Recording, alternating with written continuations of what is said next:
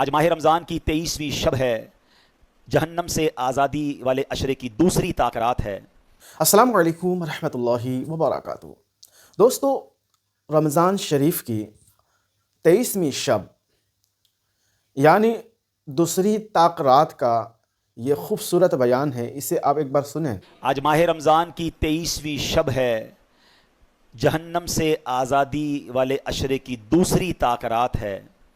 حدیثوں میں یہ مضمون ملتا ہے کہ لیلۃ القدر رمضان کے آخری عشرے کی 5 طاق راتوں میں سے ایک طاق رات میں ہوتی ہے۔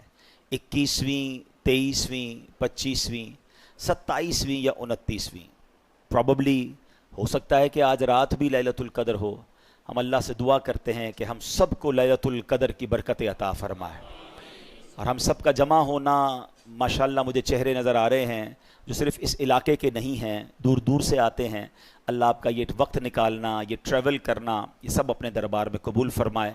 کوشش کیا کریں کہ طاق رات 11:30 بجے آ جائے کریں، تاکہ جو ہماری صلاۃ التسبیح کی جماعت ہے اس میں بھی آپ شامل ہو جائیں، کیونکہ میں نے بیان میں پہلے بھی کہا تھا کہ طاق راتوں میں اسپیشل عبادتیں کریں، کیونکہ یہ عبادت جب آپ 5 طاق راتوں میں کر رہے ہوں گے، جیسے میں نے پہلے بھی عرض کیا تھا، نوافل پڑھیں، تلاوت کریں، اس رات میں عشاء اور فجر با جماعت پڑھیں، صدقہ و خیرات ہر رات کریں، ان 5 راتوں میں صدقہ خیرات کچھ بھی کریں، اور پھر والدین کی قبر پر جائیں، اگر والدین زندہ ہیں تو ان کے ہاتھ چوم لیں۔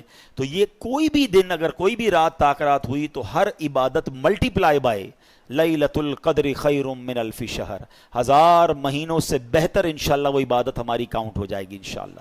اللہ پاک ہمیں یہ ساری راتیں عبادت میں گزارنے کی توفیق عطا فرمائے۔ درود پاک پڑھنے کے بے شمار فضائل و برکات ہیں۔ حضرت ابی بن کعب رضی اللہ تعالیٰ عنہ نے فرمایا، میں نے دربار نبوت صلی اللہ تعالیٰ علیہ وسلم میں عرض کیا، یا رسول اللہ صلی اللہ تعالیٰ علیہ وسلم، میں آپ پر کثرت سے درود پاک پڑھتا ہوں یا کثرت سے پڑھنا چاہتا ہوں، حضور یہ بتائیے کتنا پڑھوں؟ اب ذرا سوال سنیے گا کہ میں چاہتا ہوں کہ آپ پر کثرت سے درود پڑھوں، ایبنڈنٹلی زیادہ درود پڑھوں، آپ بتائیے کتنا پڑھوں؟ تو نبی پاک علیہ الصلوۃ والسلام نے فرمایا، تو جتنا چاہے پڑھ۔ تو کہتے حضور میں اپنے دن بھر کے معمولات سے وقت نکال کر میں اپنے بقیہ ٹائم کا جو 1/4 ٹائم ہے، چوتھائی حصہ آپ پر درود پڑھتا رہوں گا۔ آقا علیہ الصلوۃ والسلام فرماتے ہیں جتنا چاہے پڑھ، اگر اس سے بھی زیادہ پڑھے گا تو تیرے لیے بہتر ہے۔ کہتے حضور پھر میں ایسا کرتا ہوں کہ میں حدیث کا خلاصہ پیش کر رہا ہوں، میں ایسا کرتا ہوں کہ اپنا ہاف ٹائم، ڈے کا ہاف ٹائم جو ہے وہ میں درود پاک پہ صرف کروں گا۔ آقا علیہ الصلوۃ والسلام فرماتے ہیں اگر تو ایسا کرے گا تو یہ بہت اچھا ہے، مگر اس سے زیادہ پڑھے گا تیرے لیے زیادہ بہتر ہوگا۔ اچھا، تو کہتے ہیں حضور پھر میں 2/3 67% جتنا بنتا ہے وہ میں درود پاک میں صرف کروں گا۔ یقیناً اس میں کھانے پینے، نمازوں کا ٹائم، آرام کا ٹائم نکال کے جو ٹائم بچتا ہے اس ٹائم کو میں 3/4 جو ہے وہ آپ پر درود پاک پہ صرف کروں گا۔ اللہ کے حبیب علیہ الصلوۃ والسلام فرماتے ہیں تیری مرضی، اگر اس سے بھی زیادہ پڑے گا تو تیرے لیے بہتر ہوگا۔ کہتے ہیں حضور اب جتنا ٹائم ہے نا وہ سارا میں نے درود پاک ہی پڑھنا ہے، اب میں پورا دن درود پاک پڑھوں گا۔ تو آقا فرماتے ہیں اگر ایسا کرے گا نا تو تیرے سارے کام سنور جائیں گے اور تیرے سب گناہ بخش دیے جائیں گے۔ ایکچولی دس از درود پاک، the more you recite the more you get برکات۔ جتنا پڑھیں گے نا اتنی رحمتوں برکتوں کا نزول ہوگا۔ اللہ کرے کہ ان مہینوں میں، اس مہینے میں، ان مبارک ساعتوں میں ہم فضول باتوں سے بچ کر درود پاک کی کثرت اپنا معمول بنا لیں، اور اللہ کرے ایسی میری اور آپ کی عادت بھی ہو جائے کہ پھر جو ہے وہ عادت بن جائے گی نا، تو پھر انشاءاللہ درود پاک کی کثرت رمضان کے بعد بھی جاری رہے گی۔ اللہ مجھے اور آپ کو کثرت کے ساتھ درود پاک پڑھنے کی توفیق عطا فرمائے۔ آئیے مل کر محبت کے ساتھ بآواز بلند درود پاک پڑھ لیں۔ صلو علی الحبیب صلی اللہ تعالی علی محمد صلی اللہ علیہ وسلم۔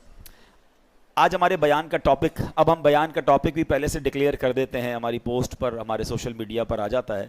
تو آج کے بیان کا جو ٹاپک ہے وہ ہے جنت کی 2 چابیاں۔ اب جنت کی چابیاں کیا ہیں؟ چونکہ یہ جہنم سے آزادی کا عشرہ ہے، اور سب سے پہلے ہمیں جہنم کے بارے میں پتہ ہونا چاہیے کہ وہ کتنی سیویئر ہے، کتنا خطرناک وہ مقام ہے۔ اللہ تعالی ہم سب کو محفوظ فرمائے۔ یعنی اس کی سیویریٹی کو اس بات سے 2 باتیں بتاتا ہوں، ورنہ تو اتنی ڈیٹیل ہے کہ بندہ وہ ڈیٹیل پڑھ لے تو اس کے رونگٹے کھڑے ہو جاتے ہیں، اور امیجنیشن بھی آپ نہیں کر سکتے۔ یعنی دنیا کی سب سے زیادہ خطرناک آگ ہیں میلٹ کر دیتی ہے. کبھی اسٹیل مل کے بارے میں آپ نے دیکھا ہوگا کہ وہ بڑے بڑے لوہے کی راڈز کو بالکل میلٹ کر دیتے ہیں. کبھی سونار کی دکان پہ آپ نے سنا ہوگا یا دیکھا ہوگا کہ وہ گولڈ کو لکوڈ فارم میں لے آتے ہیں. یعنی اتنی ایکسٹریم فائر دنیا میں موجود ہیں کہ جس کا ہم نارمل لائف میں تصور بھی نہیں کر سکتے. پتہ نہیں کتنے ہزار سینٹی گریڈ تک وہ آگ جاتی ہے. جن کی فیکٹریز ہیں وہ ان چیزوں کو ذرا زیادہ اچھے طریقے سے سمجھتے ہیں کہ کس قدر زیادہ گرم اور کتنی ہیٹ ہوتی ہے جو دنیا کی آگ ہے.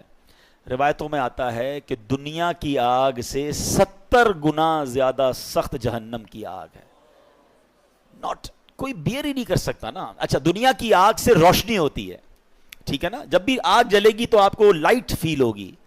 جہنم کی آگ اتنے ہزار سال تک جلائی جا چکی ہے کہ روایتوں میں آتا ہے وہ بالکل سیاہ ہو گئی ہے, بلیک. یعنی جہنم میں بندہ جلے گا بھی اور اس کو نظر بھی کچھ نہیں آ رہا ہوگا, اس قدر سخت وہ آگ ہو چکی ہے. اور فرمایا جہنمیوں کا سب سے ہلکا عذاب یہ ہے, یعنی کسی بھی جہنمی کو سب سے ہلکا عذاب, لوئسٹ جو پنشمنٹ ہے وہ یہ ہوگی کہ اس کو آگ کے جوتے پہنا دیے جائیں گے, اور اس کی وجہ سے اس کا جو برین ہے وہ ہنڈیا کی طرح کھولتا ہوگا, اور وہ سمجھے گا کہ پورے جہنم میں سب سے زیادہ عذاب مجھے دیا جا رہا ہے. یہ لوئسٹ کیٹیگری کا عذاب ہے. اللہ ہمیں لمحہ بھر بھی جہنم میں داخل نہ فرمائے. یہ ذرا سوچیے, یہ آسان نہیں ہے یہ کہنا ہے کہ ٹھیک ہے معاذ اللہ. کچھ لوگ تو عذاب کو بھی ہلکا سمجھ رہے ہوتے ہیں. میری آپ کی اوقات ہی نہیں ہے. یہ تو جہنم کا عذاب تو دور کی بات ہے, جب قبر میں عذاب شروع ہو جاتا ہے. پہلی منزل تو قبر ہے نا. روایتوں میں آتا ہے میرے آقا علیہ الصلوۃ والسلام نے دونوں ہاتھ ملا کر فرمایا, جیسے ہاتھ ملاتے نا, فرمایا بے نمازی کو قبر ایسے دبائے گی کہ اس کی پسلیاں ٹوٹ پھوٹ کر ایک دوسرے میں پیوست ہو جائیں گی. کبھی عید والے دن زور سے کوئی دبا لے, چیخ نکل جاتی ہے. بولا ہڈیاں پسلیاں ایک دوسرے میں مل جائیں گی, اس سے قبر دبا دے گی اس کو. پھر قبر کے سانپ, بچھو, آگ, انبیئریبل, یعنی ایسی سزا ہے ایک لمحہ بھی ہم نہیں سہ سکیں گے. ہم دنیا کی نارمل اپنے چولہے کی آگ پر 1 منٹ ہاتھ نہیں رکھ سکتے. 1 منٹ تو دور کی بات ہے, چند سیکنڈ نہیں رکھ سکتے, چیخ نکل جاتی ہے. غلطی سے گھر والے پکاتے پکاتے ان کے ہاتھ پہ کوئی تیل کا چھینٹا آ جائے تو اس پہ بڑا سا پھوڑا ہو جاتا ہے. یہ ہماری اوقات ہے. ہماری آنکھیں کتنی نازک ہیں کہ جب سرما لگاتے ہیں نا تو ہاتھ کانپ رہا ہوتا ہے کہ یار زور سے کہیں سلائی لگ گئی تو آنکھ میں درد ہو جائے گا. کان ایئر بڈ صاف کرتے ہیں تو اتنا تھوڑا سا زور سے ایئر بڈ نکالے تو کان میں درد ہو جاتا ہے. روایتوں میں آیا جہنمیوں کے لیے عذاب یہ ہوگا کہ ان کی آنکھوں میں جہنم کے کیل ٹھوکے جائیں گے, کانوں میں آگ پگھلا ہوا سیسا ڈالا جائے گا جو حرام سنتے اور حرام دیکھتے ہیں. تو یہ جو بار بار کہا جاتا ہے نا کہ دس از دا اشرا, جہنم سے آزادی یہ مانگنے کا اشرا ہے کہ ہم کبھی بھی جہنم کا ایک لمحہ برداشت نہیں کر سکتے. بس اللہ سے یہ دعا ہے کہ اس مبارک اشرے کے صدقے ہماری مغفرت فرما دے, ہمیں لمحہ بھر بھی جہنم میں داخل نہ فرمائے. مگر اس کا خوف تو دل میں ہونا چاہیے نا. یہ دعا جو ہے نا اللہم اجرنا من النار, یہ اپنی دعاؤں میں شامل رکھیں کہ یہ جہنم کے عذاب سے جو اللہ ہمیں محفوظ فرمائے. وہ ایسی آگ ہے, وہ ایسی پنشمنٹ ہے, اللہ تعالیٰ محفوظ فرمائے. اب آتے ہیں کہ جہنم میں نہیں جانا انشاءاللہ, تو کہاں جانا ہے؟ جنت میں جانا ہے. تو سب سے پہلے جنت ہے کیسی؟ جب تک آپ کو یہ اندازہ نہیں ہوگا نا تو بندے کو پتا ہوتا ہے کہ یار ایسی جنت ہے, تو چلو پھر جنت میں جانے کی تیاری کریں. آج دنیا میں ہمارے بہت سارے ڈریمز ہیں, یار اس کالونی میں گھر ہو جائے, ایسی گاڑی ہو جائے, اتنے پیسے آ جائیں, اتنی لگژریز مل جائیں. کچھ بھی نہیں ہے یہ دنیا کی لگژریز اور دنیا کی چیزیں. سب سے پہلی بات تو ہماری ان تمام لگژریز اور تمام چیزوں کی ایکسپائری ڈیٹ ہے.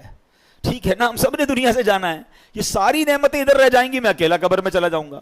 تو وہ چیز جس کے لیے میں اسٹرگل اتنی ساری کرتا ہوں تھوڑے عرصے میں چھوڑ جاؤں گا, تو اس کے لیے کوشش کروں یا اس نعمت کے لیے کوشش کروں کہ اگر مل گئی تو اس کی کوئی ایکسپائری ڈیٹ نہیں ہے. قرآن کہتا ہے ہم فیہا خالدون, ہمیشہ ہمیشہ اس میں رہیں گے. جو جنت میں چلا گیا نا ایک بار, ہاں یہ ذرا غور سے سنیے گا, جنت میں جو ایک بار داخل ہو گیا اب کبھی جنت سے باہر نہیں نکالا جائے گا. اب وہ ہمیں موت ہی نہیں ہے نا جنت میں, تو ہمیشہ ہمیشہ جنت میں رہے گا. ہم فیہا خالدون. اور خدا نہ خواستہ کسی کا ایمان چھین لیا گیا اور کفر پر مرا, چاہے اس کے روزے ہیں, حج ہیں, زکاتیں ہیں, عبادتیں ہیں, وہ جہنم میں جائے گا اور پھر کبھی جہنم سے نہیں نکالا جائے گا. ہم فیہا خالدون. اچھا, ان 2 کیٹیگریز کے علاوہ ایک تیسری کیٹیگری بھی ہے کہ جو مسلمان ہوں گے, گناہگار ہوں گے, اللہ ان سے ناراض ہوگا اور وہ اپنے سزاؤں کو بھگتنے کے لیے جہنم میں جائیں گے. پھر ایک پرٹیکولر ٹائم کے بعد ان کو جہنم سے نکالا جائے گا. وہ کتنے 100 سال ہیں, وہ کتنے 1000 سال ہیں, اور پھر ان کو جنت میں ڈالا جائے گا. مگر ہم رب سے یہی دعا کرتے ہیں کہ اللہ ایک لمحے کے لیے بھی جہنم میں مت ڈالنا. تیرے حبیب کا صدقہ ہم تیرے گھر میں بیٹھے ہیں, ہمیں بلا حساب جنت میں داخلہ عطا فرما. تو جو جنت ہے نا, اس کی جو خوبصورت ترین بات یہ ہے کہ اس کی کوئی ایکسپائر ڈیٹ نہیں ہے. چلو جنت کی باتیں کرنے سے پہلے ایک مدینے کی بات کر لیتے ہیں, ایک عشق والی بات کر لیتے ہیں. ٹھیک ہے, ماشاءاللہ کئی چہرے نظر آ رہے ہیں جو مدینہ دیکھ آئے ہیں, کئی ایسے ہیں جو جا رہے ہیں. سبحان اللہ, اللہ ہمیں بھی حاضری عطا فرما. جو جنت, اب یہ فارمولہ یاد رکھیے گا, اللہ کی رحمت کا فارمولہ کیا ہے؟ ایک بار جنت میں جائے گا وہ جہنم میں داخل نہیں ہوگا. ٹھیک ہے, تو مدینہ منورہ میں بھی تو ایک جنت ہے نا. میرے آقا نے فرمایا نا صلی اللہ تعالی علیہ وسلم, فرمایا میرے روضے اور میرے ممبر کے درمیان جو حصہ ہے وہ جنت کی کیاریوں میں سے ایک کیاری ہے. روضم من ریاض الجنہ, ریاض الجنہ ہے نا مدینے میں. تو جو ایک بار ریاض الجنہ میں چلا گیا, یا اللہ تیری قدرت کا تو فارمولہ یہ ہے, تیری رحمت کا تو معاملہ یہ ہے کہ جو ایک بار جنت میں گیا وہ دوزخ میں جائے گا نہیں. تو سیدی اعلیٰ حضرت بڑی پیاری بات کرتے ہیں. آپ ایک شعر میں کہتے ہیں, جنت میں آ کے نار میں جاتا نہیں کوئی. یا اللہ تو نہیں فرمایا نا, جنت میں جا کے نار میں جاتا نہیں کوئی. تو اے اللہ جب ہمیں ریاض الجنہ کی حاضری مل گئی ہے تو اب ہمیں جہنم میں داخل نہ فرمانا. تو اللہ کرے کہ ہمیں بار بار مدینے کی حاضری ملے, ہم ریاض الجنہ میں جائیں. اور یاد رکھیے مدینے میں صرف یہ ایک وادی جنت کی وادی نہیں ہے, یہ ایک علاقہ صرف جنت کا علاقہ نہیں ہے. میرے آقا نے ایک وادی کے بارے میں فرمایا کہ جنت کی وادی ہے. جنت کا پہاڑ فرمایا جبل احد کو, پورا اتنا بڑا پہاڑ, یہ جنتی پہاڑ ہے. چلو عشق والی ایک اور بات سن لو. آقا علیہ الصلوۃ والسلام فرماتے ہیں کہ احد مجھ سے محبت کرتا ہے, میں احد سے محبت کرتا ہوں, اور یہ میرے ساتھ جنت میں جائے گا. اب علماء نے بڑی پیاری ڈیبیٹ کی ہے اس میں. احد تو پہاڑ ہے نا, پہاڑ نبی پاک سے محبت کرے وہ جنت میں جائے, امتی محبت کرے کیسے دوزخ میں جائے گا؟ سچی محبت کر لو, سچا پیار کر لو, سچی غلامی اختیار کر لو, پھر انشاءاللہ جنت ہی ملنی ہے انشاءاللہ. میرے پیر و مرشد امیر علیہ سنت کیسی حوصلہ افزائی والی بات فرماتے ہیں. آپ فرماتے ہیں, آقا کا گدا ہوں اے جہنم تو بھی سن لے, آقا کا گدا. اچھا, یہ لفظ گدا پر بھی کچھ لوگ کنفیوز ہو جاتے ہیں. یہ فارسی کا لفظ ہے. گدا کے معنی ہے بھکاری کے, غلام کے, منگتے کے, کہ میں نبی پاک کے در کا منگتا ہوں, ہے جہنم تو بھی سن لے. آقا کا گدا ہو اے جہنم تو بھی سن لے, وہ کیسے جلے جو کہ غلام مدنی ہو, وہ کیسے جلے جو کہ غلام. سبحان اللہ. اب آئیے کچھ جنت کی ڈیفینیشن وہ ہے کیسی. حدیثوں میں اور قرآن میں جنت کو بہت ڈیٹیل میں بیان کیا گیا, اتنی تفصیل بیان ہوئی ہے, سنتے جائیے اور ایمان تازہ کرتے جائیے. سیدنا ابو ہریرہ رضی اللہ تعالیٰ عنہ سے روایت ہے کہ نبی پاک علیہ الصلوۃ والسلام نے فرمایا, جنت کی زمین سفید ہے, اس کا میدان کافور کی چٹانوں کا ہے, اس کے گرد ریت کے ٹیلوں کی طرح مشک کی دیواریں ہیں, اور اس میں نہریں جاری ہیں. ایک حدیث پاک میں ہے, اس کی ایک اینٹ سونے کی ہے, ایک اینٹ چاندی کی ہے, اس کا گارا مشک کا ہے, اس کی کنکریاں, ہمارے روڈ پہ کنکریاں ہوتی ہیں نا, فرمایا جنت کی کنکریاں موتی اور یاقوت کی ہیں, اور اس کی مٹی زعفران کی ہے. ہائے ہائے, کیسی تعمیرات ہیں کہ ایک اینٹ سونے کی, ایک اینٹ چاندی کی. دیکھا ایسا کوئی دنیا میں محل, کوئی گھر دیکھا؟ آگے سنیے. سیدنا ابو ہریرہ رضی اللہ تعالیٰ فرماتے ہیں کہ نبی پاک علیہ الصلوۃ والسلام نے فرمایا, مسلم شریف کی حدیث, اللہ تعالیٰ نے ارشاد فرمایا کہ میں نے اپنے نیک بندوں کے لیے ایسی ایسی نعمتیں تیار کر رکھی ہیں جن کو کسی آنکھ نے نہ دیکھا, نہ اس کی خوبیوں کو کسی کان نے سنا, اور نہ ہی کسی انسان کے دل پر اس کی ماہیت یعنی اس کی امیجنیشن ہو سکتی ہے, نہ اس کا خیال گزرا. اب صرف اس ایک حدیث سے آپ جنت کو سمجھنے کی کوشش کوشش کریں. اگر میں آپ کو کہوں کہ دنیا کا سب سے لگژری ہاؤس کون سا ہے تو فوراً آپ کے دماغ میں کوئی بہت بڑا محل جناب جس کے بہت سارے کمرے ہوں گے, لگژریس آپ کوئی جگہ دیکھ لیں گے. اچھا دماغ میں نہیں آئے گا, آپ انٹرنیٹ پہ سرچ کر لیں گے کہ دنیا کا سب سے ایکسپینسو گھر کون سا ہے. میں کہوں گا بتائیے دنیا کا سب سے مہنگا کھانا اور جناب لگژری فوڈ کون سا ہے, یا تو آپ کے دماغ میں کچھ نعمتیں آ جائیں گی یا آپ انٹرنیٹ پہ سرچ کر لیں گے. اچھا دنیا کا سب سے اچھا ایئر کرافٹ کون سا ہے, دنیا کی سب سے اچھی گاڑی یا جناب بوٹس کون سی ہے, جو بھی لگژری چیز ہیں یا تو وہ آپ کے دماغ میں ہیں یا آپ اس کو انٹرنیٹ پہ سرچ کر کے دیکھ سکتے ہیں. ایسا ہی ہے نا, مگر یہ اس سے بھی اوپر کی بات ہے, فرمایا دماغ میں آ ہی نہیں سکتی ہے. نہ کسی آنکھ نے دیکھا, نہ کسی کان نے سنا, اور نہ کسی دل کا اس پر خیال گزرا. اللہ نے ایسی نعمتیں تیار کر رکھی ہیں. تو ٹرائی ٹو امیجن, یعنی دنیا کی سب سے قیمتی چیز وہ بھی میری آنکھ نے دیکھ لی یا کان نے سن لی یا دل پر خیال آ چکا ہے, اللہ نے جنت اس سے بھی وراء الورا تیار رکھی ہے. تو پھر ذرا سوچئے وہ جنت کیسی ہوگی. ایک اور خوبصورت میں آپ کو ڈیٹیل بتاتا ہوں, تفسیر قرآن صراط الجنان میں مفتی قاسم صاحب نے اس کو اور اچھے انداز میں بیان کیا. یاد رہیے حضرت عبداللہ ابن عباس کی ایک روایت ہے کہ جنتیں 8 ہیں, ٹھیک ہے, اور ان کے نام کیا کیا ہیں. 8 جنتوں کے نام سن لیں. دار الجلال, دار القرار, دار السلام, جنت عدن, جنت ماوا, جنت خلد, جنت الفردوس اور جنت نعیم. یہ 8 جنتیں ہیں. جنت عدن کے بارے میں حضرت انس رضی اللہ تعالیٰ سے روایت ہے کہ نبی پاک علیہ الصلوۃ والسلام نے فرمایا, جو میں نے ابھی حدیث بیان کی نا کہ کنکریاں موتی کی ہیں, یاقوت کی ہیں, ایک اینٹ جو ہے وہ سونے کی ہے, ایک چاندی کی. جنت العدن کی تفصیل تھی. اور اسی طرح نبی پاک علیہ الصلوۃ والسلام فرماتے ہیں کہ جب اللہ تعالیٰ نے جنت عدن کو پیدا فرمایا تو اس میں 2 چیزیں, وہ چیزیں پیدا فرمائیں جنہیں نہ کسی آنکھ نے دیکھا, نہ کسی کان نے سنا, نہ کسی انسان کے دل میں خیال آیا. پھر اللہ تعالیٰ نے جنت عدن سے کہا مجھ سے کلام کر. تو جنت کیا کہتی ہے, قد افلح المؤمنون, بے شک ایمان والے کامیاب ہو گئے. تو اللہ پاک ہمیں ایمان پر استقامت نصیب فرمائے, لمحہ بھر بھی ہمارا ایمان ہم سے ضائع نہ ہو. اب جنت ہے کتنی بڑی. بعض اوقات لوگوں کو خیال آتا ہے یار سبھی لوگوں کے لیے ہم دعا کر رہے ہوتے ہیں اللہ سب کو جنت دے دے, ہیں ساڑھی جگہ بچے گی کہ نہیں.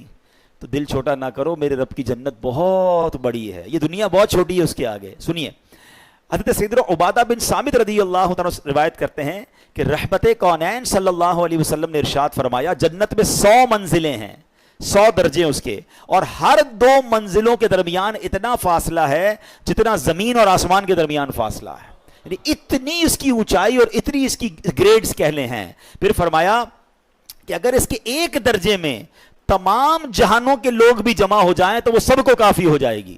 یعنی تمام جہانوں کی, صرف اس جہان کی بات نہیں ہو رہی, سارے جہانوں کے لوگ جمع ہو جائیں تو بھی جنت کا ایک درجہ سب کو کافی ہو جائے گا. اللہ نے اس کے 100 درجے بنائے ہیں. اچھا پھر سنیے اب لباس کیسا ہوگا. لوگ یہاں پر بڑے مہنگے مہنگے لباس دے کر دل چھوٹا کر لیتے ہیں, برانڈڈ لوگ لباس پہنتے ہیں, میرے پاس نہیں ہے, دل چھوٹا نہ کیا کرو. میں آپ کو ایک اور خوبصورت کمپیریزن ابھی تھوڑی دیر بعد بتاؤں گا. جنت کا لباس کیسا ہے, قرآن کیا کہتا ہے, یحلون فیہا من اساور من ذہب ویلبسون ثیابا خضرا من سندس واستبرق. وہ اس میں سونے کے کنگن پہنائے جائیں گے اور سبز کپڑے قریب اور کنادیس کے پہنیں گے. اللہ اکبر, اتنے خوبصورت کپڑے ہوں گے. حضرت سیدنا کعب فرماتے ہیں کہ اگر اہل جنت کے کپڑوں میں سے ایک کپڑا آج پہن لیا جائے تو اس کی طرف دیکھنے والے کی نگاہ ختم ہو جائے گی, اچک لی جائے گی, اس کی نگاہ باقی نہیں بچے گی. اتنا خوبصورت اور چمکدار وہ لباس ہوگا اور آج کے لوگوں کی بینائیاں اسے برداشت نہیں کر سکتی. ایسا لباس جنتیوں کو پہنایا جائے گا. اچھا جنتیوں کی عمر کتنی ہوگی, کوئی بچہ بھی دنیا سے انتقال کر جاتا ہے, کوئی بوڑھا بھی انتقال کر جاتا ہے, مگر سنو جنت میں سب کی عمریں 30 سال کی ہوں گی.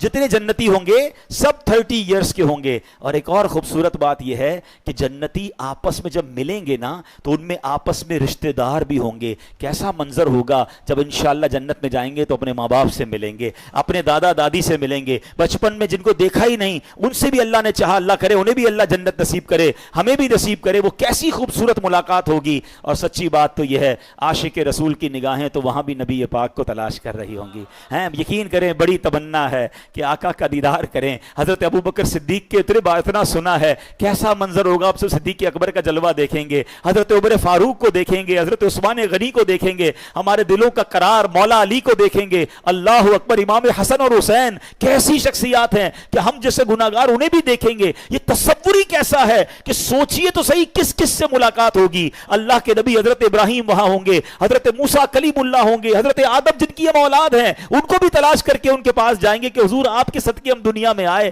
سوچ سوچ کے ہی بندے کا ایمان تازہ ہو رہا ہوتا ہے کہ کیسی ملاقات ہوگی, وہ میٹنگز کیسی ہوں گی, کدھر کدھر جائیں گے اور انشاءاللہ وہ نظارے دیکھیں گے. اور سبحان اللہ, آج کل لوگ بڑے فوڈ لور ہوتے ہیں. آؤ بتاتا ہوں جنت میں کھانا کیسا ہوگا. قرآن کہتا ہے وَفَاكِهَةٍ مِّمَّا يَتَخَيَّرُونَ وَلَحْمِ طَيْرٍ مِّمَّا يَشْتَهُونَ, اور میوے جو پسند کریں اور پرندوں کا گوشت جو چاہیں, یعنی جو چاہیں گے امیجن کریں گے اور وہ کھانا سامنے آ جائے گا. اچھا کھانا تو آ جائے گا ہیں, لیکن کمال دیکھو, آج آپ کو جو بھی دنیا کی اچھی چیز پسند ہے, کسی کو بریانی پسند ہے تو کسی کو جناب سالن پسند ہے, جو بھی آپ کو پسند ہے, جب بھی وہ آپ کے سامنے آتا ہے اور آپ کو بھوک بھی لگی ہے آپ دل سے کھاتے ہیں, مگر جیسے جیسے کھاتے جاتے ہیں نا ذائقہ کم ہوتا جاتا ہے کیونکہ پیٹ بھرتا جاتا ہے. اور اگر پیٹ بھر جائے تو آپ دوبارہ کوئی رکھ دے تو آپ کچھ بھی نہیں کھا سکتے آپ کہ میں نے کھانا کھا لیا ہے. مگر ایسا نہیں ہوگا.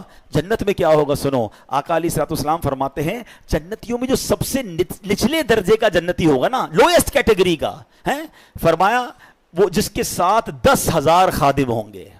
اتنے سارے نوکر دیکھ کر پریشان ہو جاتے ہیں نا یار, ایک بندے کے اتنے امپلائیز ہیں. سب سے نچلے درجے کے جنتی کے 10,000 خادم ہوں گے اور ہر خادم کے ہاتھ میں 2 پیالے ہوں گے. ایک پیالہ سونے کا ہوگا, ایک چاندی کا ہوگا. ہر پیالے میں کھانے کی ایسی قسم ہوگی جو دوسرے میں نہیں ہوگی, یعنی everything is different than اندر ون. اور فرمایا وہ آخر سے بھی, یعنی اس کی آخر سے بھی ایسے ہی کھائے گا جیسے پہلے سے کھائے گا, یعنی ہر نوالے میں اس کو نئی لذت مل رہی ہوگی, اس کی لذت کم نہیں ہوگی. اللہ اکبر. اب بندہ کسی پرندے کی خواہش کرے گا, اڑتا ہوا پرندہ بھن کر اس کے سامنے آ جائے گا. اللہ اکبر. اب ذرا غور کیجئے, اب کھانا تو کھا لیا, ہضم کیسے ہوگا؟ آج کے دور میں تو ہمیں واش روم کی ضرورت پڑتی ہے, یہ بھی ایک پاکیزگی کے معاملات ہو جاتے ہیں, گندگی کے معاملات ہوتے ہیں. فرمایا جنت میں کوئی اس طرح کی حاجت نہیں ہوگی. ایک خوشبودار ڈکار آئے گی اور سارا کھانا ہضم ہو جائے گا. ہلکا سا پسینہ نکلے گا وہ بھی خوشبودار ہوگا اور تمام چیزوں سے بندہ فارغ ہو جائے گا. ان تمام حاجتوں کی اسے ضرورت نہیں ہوگی. جنتیوں کو جنت میں پاکیزہ شراب بھی پلائی جائے گی. کیسا مشروب ہوگا؟ اللہ اکبر. یطوف علیہم بلدان مخلدون. قرآن کہتا ہے ان کے گرد پھریں گے ہمیشہ رہنے والے لڑکے, باقواب و اباریک, اور آفتاب اور جام ان کے سامنے ہوں گے, وکأس من معین, اور ان کے سامنے بہتی شراب, لا یصدعون عنہا ولا ینزفون. ان کو پی کر نہ درد سر ہوگا نہ مدہوش ہوں گے, کوئی ہوش میں فرق نہیں آئے گا. یعنی ایسی پاکیزہ شراب ہوگی کہ جو انسان کو مدہوش نہیں کرے گی بلکہ اس کی لذت ملے گی. اچھا جناب, دنیا میں ایک اور لگژری کیا ہے یار, اس ملک کا موسم بڑا اچھا ہے, ویدر انجوائے کرنے چلتے ہیں. آؤ بتاتا ہوں جنت کا موسم کیسا ہوگا. اللہ نے کتنی ڈیٹیل میں قرآن میں جنت کو بیان کیا ہے. اللہ اپنی نعمت کے بارے میں فرماتا ہے لا يرون فیہا شمسا ولا زمہریرا. فرمایا نہ اس میں دھوپ دیکھیں گے نہ سخت سردی, یعنی جنت کا موسم بالکل خوبصورت. علماء کہتے ہیں جو صبح کو موسم ہوتا ہے یا شام کا جو موسم ہوتا ہے, ماڈریٹ کلائمیٹ جو ہوتا ہے, جنت کا موسم بھی ایسا ہوگا. جنت کے درخت کیسے ہوں گے؟ میرے آقا فرماتے جنت میں ہر درخت سونے کا ہے, ہر درخت کا تنا جو ہے وہ سونے کا ہے. اچھا پھل کیسے ہوں گے اور پھل سرو کیسے ہوں گے؟ اللہ اکبر. حضرت سیدنا برا بن عازب رضی اللہ تعالیٰ عنہ نے فرمایا کہ اللہ عز و جل کے فرمان وَذُلِّلَتْ قُطُوفُهَا تَذْلِيلًا, اور اس کے گچھے جھکا کر نیچے کر دیے گئے ہوں گے. اس کی تفسیر میں فرماتے ہیں کہ اہل جنت جنت کے پھل پر بیٹھے ہوں گے, بیٹھ کے کھا سکیں گے اور لیٹ کر بھی کھا سکیں گے, یعنی درخت ان کے قریب آ جائے گا اور وہ بیٹھے بیٹھے درخت سے پھل توڑ کر فریش فروٹس جو ہیں وہ جنتی کھا سکیں گے. اللہ اکبر. اب آگے چلیے, جنت میں ایک اور اللہ کی نعمت, وہ جنت کی حوریں ہیں جو اللہ نے نیک بندوں کے لیے تیار کر رکھی ہیں. سیدنا سعد بن ابی وقاص سے روایت ہے, ترمذی کی حدیث ہے, اللہ کے حبیب علیہ الصلوۃ والسلام نے فرمایا اگر جنتیوں میں سے کوئی شخص دنیا کی طرف جھانکے اور اس کے کنگن ظاہر ہو جائیں تو اس کی روشنی سورج کی روشنی کو مٹا دے جیسے کہ ستاروں کی روشنی کو سورج مٹا دیتا ہے. اور فرمایا بے شک حوروں میں سے ہر حور کی پنڈلی کی سفیدی 70 حلوں کے باہر سے نظر آتی ہے بلکہ اس کی پنڈلی کا مغز تک نظر آتا ہے. آقا فرماتے ہیں کہ اگر ان میں سے کوئی دھاگا ڈالو پھر اسے بند کر دو پھر بھی اس کے باہر سے تمہیں وہ دھاگا نظر آئے گا. تو سبحان اللہ, اللہ نے ایسی جو پاکیزہ حوریں ہیں وہ جنتیوں کے لیے تیار کر رکھی ہیں. تو اے میرے پیارے اسلامی بھائیوں, یہ میں نے بہت فاسٹ جس کو کہیں کہ میں نے اس آپ کو ڈیٹیل کچھ بتائی ہے. 72 حوریں سب سے کم درجے والے جنتی کو ملیں گی, 10,000 کے قریب خادم اس کے لیے ہوں گے. اب ان تمام چیزوں میں ایک اور کمپیریزن پیش کرنے چاہتا ہوں, پھر چلیں گے وہ طریقہ کیا ہے کہ جنت گارنٹیڈ ہو جائے, جنت کی 2 چابیاں کیا ہیں اس کی طرف پھر میں آؤں گا. لیکن ایک بڑی خوبصورت کمپیریزن آپ کو بتانا چاہتا ہوں. دنیا میں ہمیں کچھ چیزوں سے روکا گیا ہے, ٹھیک ہے نا. مرد کو کہا ہے زیور نہیں پہننے, مرد کو زیور الاؤ نہیں ہے, سونے کے چاندی کے زیور, ایک انگوٹھی اور اس کی تفصیل ہے, اس کے علاوہ کچھ بھی نہیں پہن سکتا. اوکے, مرد کو کہا گیا ہے حرام مت کمانا, حرام روزی کے قریب مت جانا, اور اس کے ذریعے بے شک تمہیں اچھے کپڑے نہ مل سکیں, بے شک بڑی رہائش نہ مل سکے, حرام عورت کے قریب مت جانا, بدکاری کے قریب مت جانا, ٹھیک ہے. ان چیزوں سے روکا گیا, شراب پینے سے روکا گیا. آپ مزے کی بات دیکھیں, مجھے اور آپ کو دنیا میں جس جس چیز سے روکا گیا نا اس کا بہترین آلٹرنیٹ جنت میں رب نے تیار کر رکھا ہے. شراب سے روکا, یہ گندی شراب نہ پیو, یہ جہنم میں لے جائے گی. صبر کر لو, اللہ نے جنتیوں کے لیے پاکیزہ شراب تیار کر رکھی ہے. بے پردہ, بے حیا اور تمہاری غیر محرم عورتوں کے قریب بھی مت جاؤ. صبر کر لو, اللہ نے جنت میں حوریں تیار کر رکھی ہیں. حرام روزی کما کر مہنگے کھانے کے پیچھے مت بھاگو, صبر کر لو, اللہ نے تمہارے لیے پاکیزہ جنتی کھانے تیار کر رکھے ہیں. تمہیں شاندار گھر یہاں نہیں بنا سکے, کوئی بات نہیں, صبر کرو, مت مایوس ہو, صبر کر لو. اللہ نے جنت میں تمہارے لیے شاندار محل, ارے کون سا دنیا کا محل ہے جس کی ایک اینٹ سونے کی اور دوسری اینٹ چاندی کی ہے, اللہ نے وہ تیار کر رکھی ہے. مردوں سے کہا زیور مت پہننا, دل چاہتا ہے کچھ لوگوں کا, کوئی پتہ نہیں بریسلیٹ پہنتا ہے, کوئی چینیں پہنتا ہے, مت پہنو بھائی, ادھر تھوڑی دیر کی زندگی ہے, اب جانے والے ہیں. مگر وہاں جائیں گے, اللہ نے جنتیوں کے لیے جنتی زیور تیار کر رکھے ہیں. ایچ اینڈ ایوری تھنگ جس چیز سے ہمیں دنیا میں روکا ہے اس کا شاندار عظیم و شان نعم البدل جو ہے جنت میں تیار کر رکھا ہے. اب آپ کی مرضی ہے, 50 60 70 سال کی زندگی میں ادھر مزے لینے ہیں, مزے پھر بھی نہیں ملتے, لیکن اگر پھر بھی لینے ہیں, یا وہ ختم نہ ہونے والی جو زندگی ہے جس پہ رب کے وعدے ہیں, وہ نعمتیں تمہارا انتظار کر رہی ہیں, تو عقل مند وہ ہے جو شارٹ ٹرم تھوڑی دیر کا پین لیتا ہے اور لانگ ٹرم گین حاصل کرتا ہے. اللہ کرے یہ بات سمجھ آ جائے کہ دنیا میرا امتحان ہے, دنیا میرا ٹیسٹ ہے, اور ڈیسٹنی اور میرا جو ڈیزگنیشن ہے, میرا جو ڈیسٹینیشن ہے, میری جو منزل ہے وہ میری جنت ہے, تو مجھے اس کی تیاری کرنی ہے. اللہ کرے اس دنیا میں آ کر ہم یہ سمجھ جائیں کہ شیطان آئے گا آپ کی طرف بڑھ کر, کبھی پیسوں کی صورت میں آئے گا, کبھی لگزریز کی صورت میں آئے گا, کبھی عیاشی کی صورت میں آئے گا, کبھی حرام کی صورت میں چیزیں لے کر آئے گا. اب آپ نے ادھر ڈیسیشن لینا ہے کہ مجھے دنیا کے حرام کی طرف جانا ہے یا جنت کی نعمتوں کی طرف جانا ہے. عقل مند وہ ہیں جو دنیا میں جیتے اس لیے ہیں کہ میں نے جنت میں جانا ہے. اور یہی بات رب نے قرآن میں فرمائی ہے, الذی خلق الموت والحیات لیبلوکم ایکم احسن عملا. ہم نے موت اور زندگی کو پیدا ہی اسی لیے کیا ہے. Why we are here? We are not here to take a luxuries of the world. قرآن نے خود کہہ دیا کہ ہم نے موت اور زندگی کو پیدا ہی اسی لیے کیا ہے تاکہ دیکھیں تم میں سے کون اچھے عمل کر کے آتا ہے. مسئلہ سمجھ آیا آپ کو؟ ہم دنیا میں ایگزامینیشن ہال میں آئے ہیں. It is actually over examination hall. آپ کہیں یار 60 سال کا ایگزام, 70 سال کا ایگزام. ہاں بھائی, دنیا میں 2-3 گھنٹے کا امتحان ہوتا ہے تو ایک کلاس آپ فارورڈ ہوتے ہیں نا, ٹھیک ہے. یہ 60-70 سال کا ایگزام ہے, جتنی زندگی اتنا ایگزام ہے, مگر اس کا انعام بہت بڑا ہے جس کی کوئی ایکسپائری ڈیٹ ہی نہیں ہے. تو اللہ کرے یہ بات سمجھ آ جائے. کبھی دیکھا ایگزامینیشن ہال میں کوئی سو رہا ہو, ایگزامینیشن ہال میں جائے اور دوسرے کاموں میں لگ جائے؟ وہ فوکس رکھتا ہے اپنے پیپر کو حل کرنے میں. تو میں اور آپ دنیا میں اس ایگزام کو دینے آئے ہیں, پاس ہو کر جانا ہے, فیل ہو کر نہیں جانا ہے. اب آتے ہیں, یہ کچھ باتیں ہو گئیں جنت کی, اور یقین کریں بہت ڈیٹیل ہے, مزید انشاءاللہ کبھی موقع ملا تو اس پر بات کریں گے. اب آتے ہیں کہ what is the way to get جنہ. کوئی گارنٹی, کوئی طریقہ کہ ہمیں پتہ چل جائے ہمیں جنت ملے؟ اللہ اکبر. میرے آقا علیہ الصلوۃ والسلام ہیں, انہوں نے ایک حدیث کے ذریعے گارنٹی دے دی. ہاں, یہ بہت کم حدیث ہیں اس طرح کی جس میں اللہ کے نبی نے گارنٹی دی ہے کہ تم میں سے جو مجھے 2 چیزوں کی گارنٹی دے دے میں اسے جنت کی گارنٹی دیتا ہوں. only 2 things. کوئی بہت لمبی لسٹ نہیں ہے. حدیث کیا ہے؟ بخاری شریف کی حدیث ہے. جو مجھے دونوں جبڑوں اور دونوں ٹانگوں کے درمیان والی چیز کی حفاظت کی ضمانت دے، میں اسے جنت کی ضمانت دیتا ہوں. That's it. کیا فرما دیا؟ اب اس کا مطلب کیا ہے؟ اس کی شرح میں علماء نے لکھا کہ دو جبڑوں کے درمیان کیا ہے؟ زبان. اور دو ٹانگوں کے درمیان کیا ہے؟ پرائیویٹ پارٹ، شرمگاہ. جو مجھے اپنی شرمگاہ کی ضمانت دے دے، حفاظت کرے گا اس کی، اور اپنی زبان کی حفاظت کی مجھے گارنٹی دے، میں اسے جنت کی ضمانت دیتا ہوں. تو اس کا ایک اور دوسرا مطلب یہ بنتا ہے کہ اٹس ناٹ دیٹ ایزی. یہ دونوں چیزوں کو سیکیور کرنا اتنا آسان بھی نہیں ہے. جنت مل رہی ہے نا اس کے بدلے. تو اب سمجھ لیں مقابلہ ہے اس کا ہمارا، کہ ہم نے ایٹ اینی کاسٹ ان دو چیزوں کو غلط استعمال نہیں ہونے دینا. ٹھیک ہے. اچھا، اب یہ جو زبان ہے یہ اتنی خطرناک چیز ہے اور یہ اتنی پیاری چیز بھی ہے. یہ دونوں چیزیں یاد رکھیے گا. زبان نعمت بہت بڑی ہے. مل کر کہیے سبحان اللہ، الحمدللہ، اللہ اکبر. میرا خیال ہے کہ گھڑی میں جب آپ نے شروع کیا تھا نا 12:47 بج رہے تھے.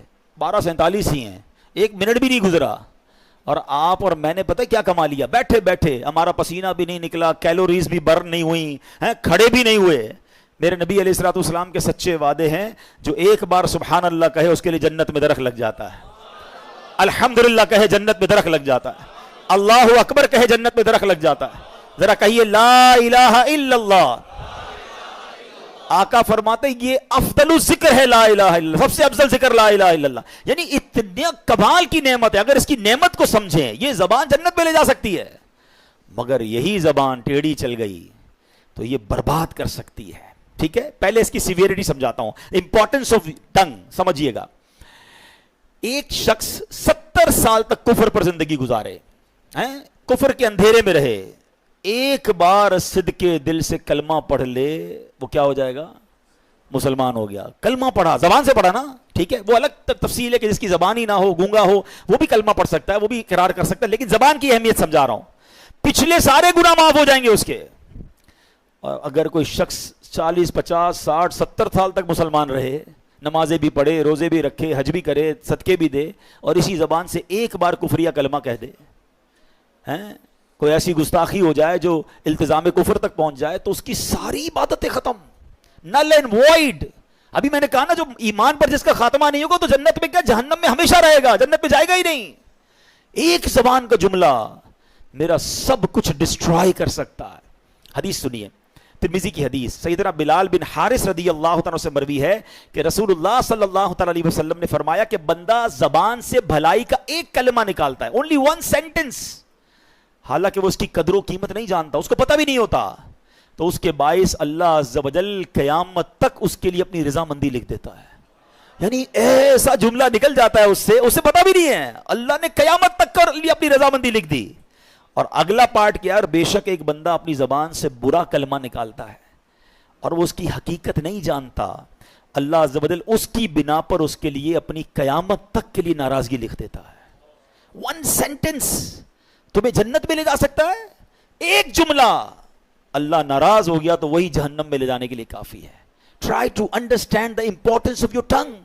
نبی پاک علیہ الصلوۃ والسلام سے ایک بار کسی صحابی نے پوچھا کہ مجھے ایسا عمل بتا دیں کہ میں اپنے اوپر لازم کر لوں. پیارے آقا نے اپنی زبان کی طرف اشارہ کر کے فرمایا کہ اس پر قابو پا لو.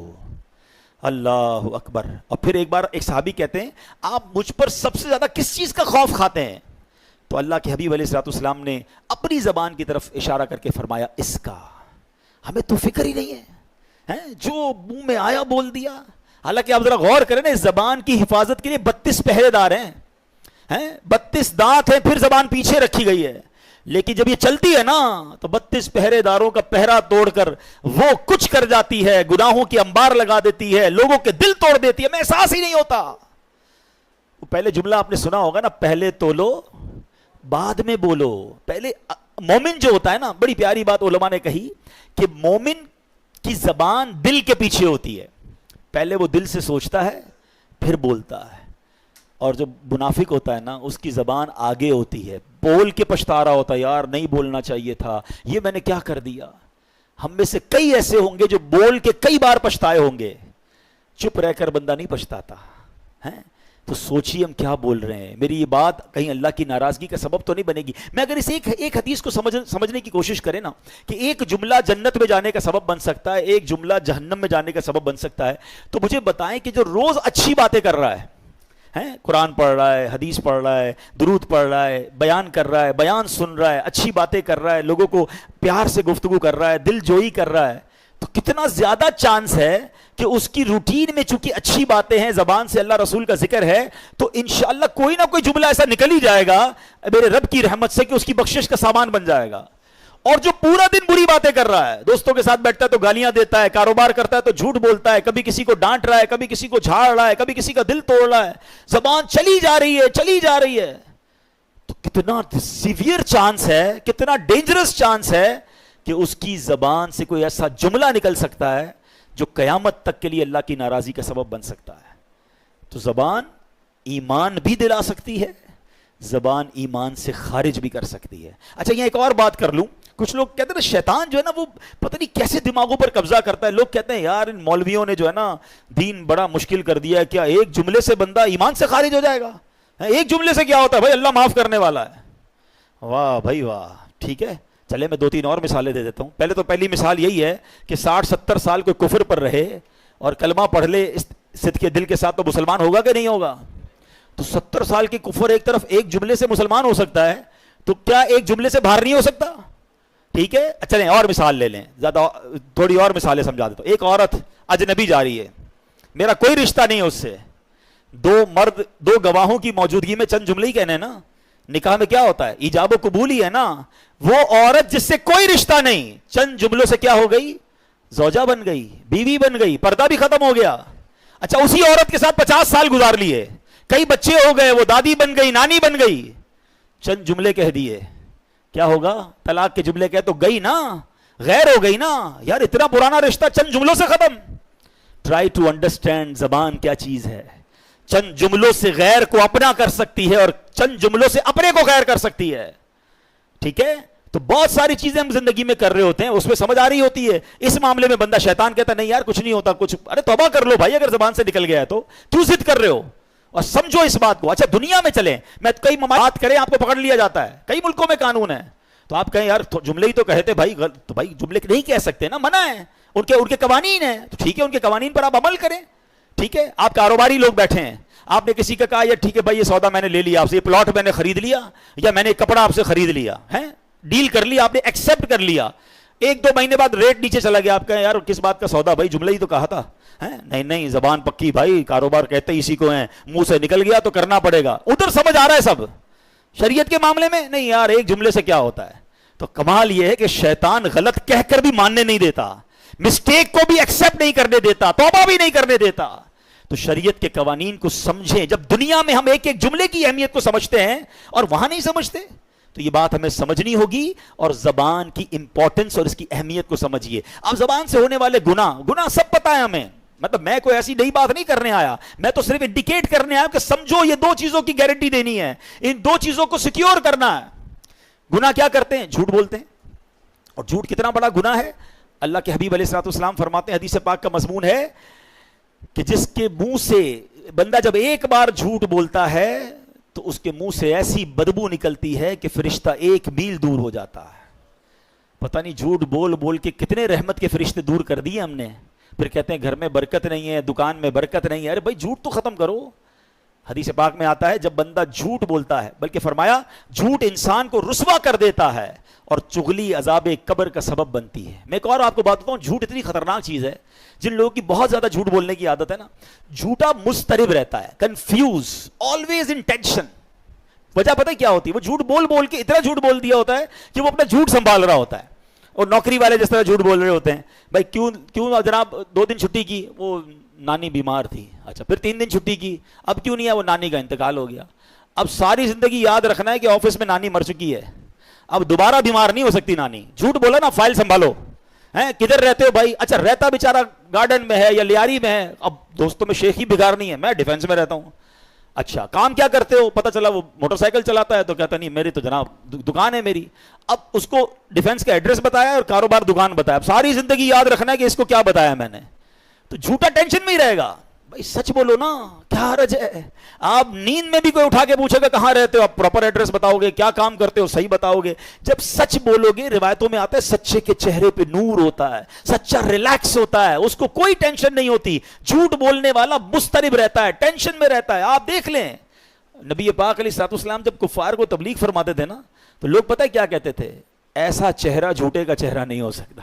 ہمیں یہ نہیں پتا آپ کیا کہہ رہے ہیں، مگر چہرہ بتا رہا ہے کہ یہ سچ بات ہے، جو آپ کہہ رہے ہیں وہ سچے کلمہ پڑھ کر مسلمان ہو جاتے تھے. سچے کا چہرہ ہی الگ ہوتا ہے. اللہ کرے کہ یہ بات ہم سیکھیں. اچھا ہم انڈیلیبریٹلی اپنے بچوں کو جھوٹ سکھاتے ہیں. کیا سکھاتے ہیں؟ گھر پہ فون آیا، بیٹا کہہ دو ابو نہیں ہے. ارے ابو ہی کہہ رہے ہیں ابو نہیں ہے، ابو سو رہے ہیں، ابو جاگ رہے ہیں، کہہ رہے ہیں سو رہے ہیں. اچھا بچے کو ہم یہ تو کہہ رہے ہیں کہ وہ ابو کے سامنے جھوٹ بول رہا ہے، لیکن پتہ کیا ہوتا ہے اس کا نقصان؟ ابو کو ہی آگے جا کے ہوتا ہے. جب وہی بچہ بڑا ہو جاتا ہے نا، پھر ابو کو گھما رہا ہوتا ہے، نہیں ابو میں ادھر نہیں گیا تھا، میں تو دوستوں میں تھا، تو میں تو ادھر تھا. آپ نے شروع سے اس کی ٹریننگ کی ہے جھوٹ بولنے کی. بچپن سے سکھائیں کہ بیٹا کسی حال میں جھوٹ نہیں بولنا ہے. بھول گئے غوث اعظم کا وہ جو واقعہ تھا، ماں نے کیا کہا تھا؟ جھوٹ مت بولنا. ڈاکوؤں سے بچ گئے نا. تو یہ سمجھنا ہے کہ سچ بولنا ہے. پھر اسی زبان سے غیبت کرتے ہیں. یہ مسلمان بھائی کا گوشت کھانے کے مترادف ہے. اچھا غیبت کا معنی ہی لوگوں کو نہیں پتا ہے.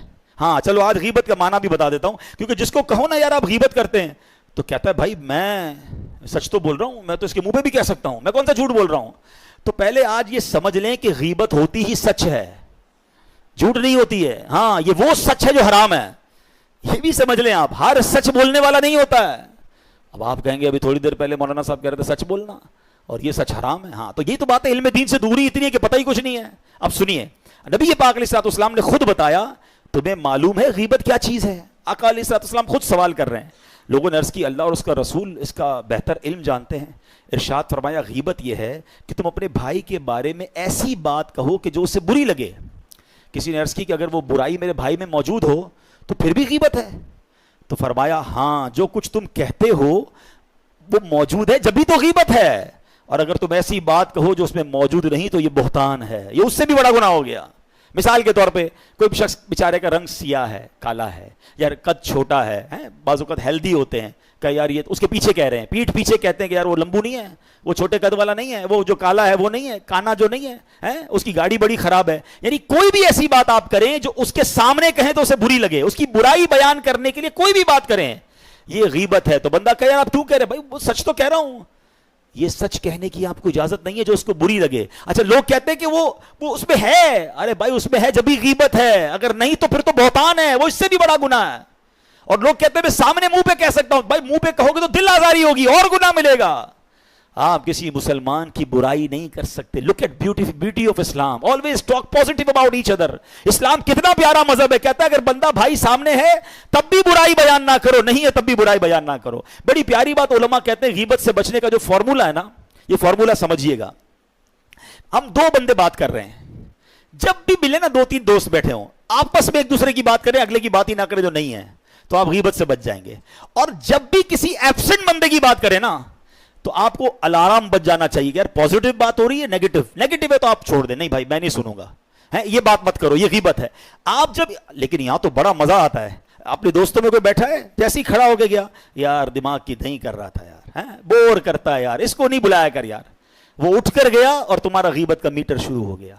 اور غیبت ایکچولی پتہ ہے کیسا عجیب گناہ ہے کہ بندہ اپنی نیکیاں کسی کے اکاؤنٹ میں ٹرانسفر کر رہا ہے.